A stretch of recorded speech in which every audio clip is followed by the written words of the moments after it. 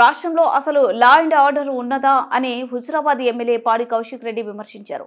BRS నేతలు కార్యకర్తలను అక్రమంగా హౌస్ అరెస్టులు చేస్తున్నారని ఆగ్రహం వ్యక్తం చేశారు. అసెంబ్లీ సాక్షిగా రేవంత్ రెడ్డి న్యాయ వ్యవస్థను అవమానించేలా మాట్లాడారని మండిపడ్డారు. రాష్ట్రంలో ఉప ఎన్నికలు తప్పవని స్పష్టం చేశారు.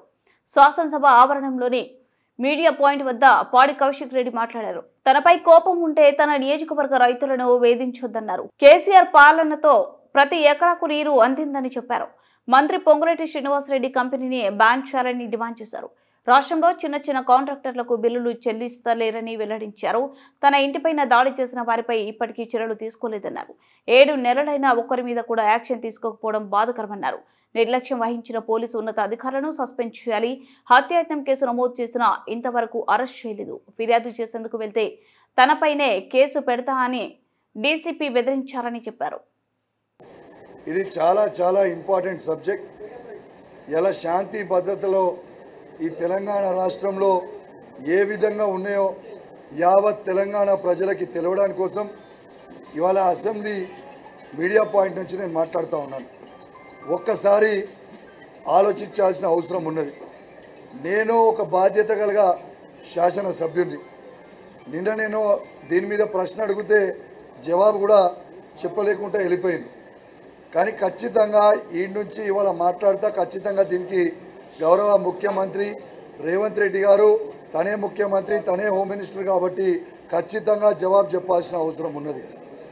నా ఇంటి మీద ఇవాళ దాడి చేసిన రోజు, ఆ రోజు నా ఇంటి మీద గాంధీ గారితో అనేక మంది రౌడీ షీటర్లు, రౌడీలు నా ఇంటి మీదకి వచ్చి నన్ను హత్య చేసే ప్రయత్నం చేసినాడు. ఆ రోజు స్వయంగా రౌడీ షీటర్లకి, రౌడీలకి స్వయంగా సైబరాబాద్ ఉన్న డీసీపీ గారు, మాదాపూర్ ఉన్న ఏసీపీ గారు, గచ్చిబౌలి ఉన్న సిఐ గారు పైలట్ ఎస్కాట్ పెట్టి నా ఇంటి మీదకి రౌడీ షీటర్లని, రౌడీలని తీసుకొచ్చి నన్ను హత్య చేయించే ప్రయత్నం చేసిండ్రు.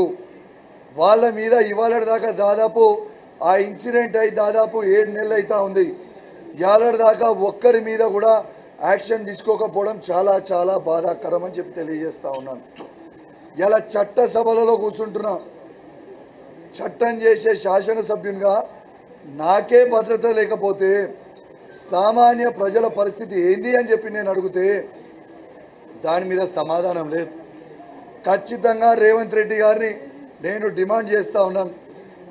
సైబరాబాద్ డీసీపీ గారిని, మాదాపూర్ ఏసీపీ గారిని, గచ్చిబౌలి సిఐ గారిని ఖచ్చితంగా మీరు సస్పెండ్ చేయాలి అని నేను విజ్ఞప్తి చేస్తూ ఉన్నాను. ఎందుకు ఇంత ఖచ్చితంగా చెప్తా ఉన్నానంటే స్వయంగా పోలీసులే దగ్గరకుండి ఇలా ఒక శాసనసభ్యుడినే మర్డర్ చేయించడానికి వాళ్ళకి పైలట్ ఎస్కాట్ తీసుకొచ్చి మా ఇంటి మీద వదిలిపెట్టినప్పుడు ఈ రాష్ట్రంలో ఒక శాసనసభ్యునికే ఇవాళ సెక్యూరిటీ లేకపోతే ఇవాళ సామాన్య ప్రజల పరిస్థితి ఏంది అని చెప్పి నేను అడుగుతా ఉన్నాను. ఇవాళ దీంతో పాటు ఒక్కసారి ఆలోచన చేయండి. ఆనాడు నన్ను హత్య చేయనికే వచ్చిన రోజు, ఆ రోజు నన్ను హత్య చేయనికే వచ్చిన రోజు